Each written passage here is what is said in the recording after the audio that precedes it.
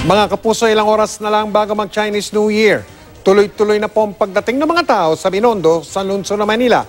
Nandun live sa mga sandaling ito si Susan Enriquez. Susan!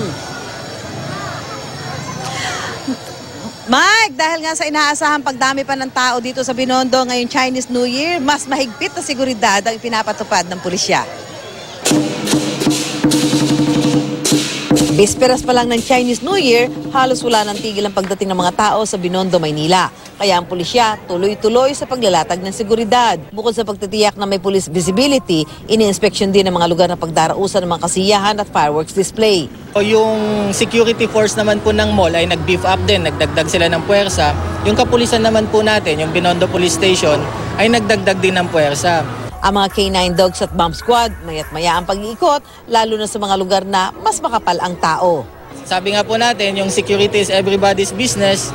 Maging vigilant po sana lahat. Kapag mayroong napansin na kakaiba o kahina-hinala, pagbigay po alam sa aming mga kapulisan para ma-actionan po natin. Nag-pray po kami bago umalis, tapos in fairness nakita po namin na marami naman po mga pulis, parang sa bawat kanto may mga naka talaga. Na-appreciate po namin kasi ang daming nakakalat na police all over the area. So we feel the security talaga.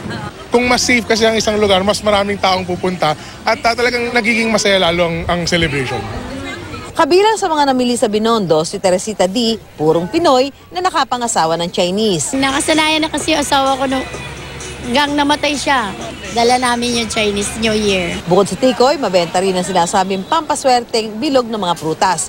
Pero agaw pansin ang peras na inukit para maging laughing Buddha. This one, it has a Chinese character. It is known as Fu.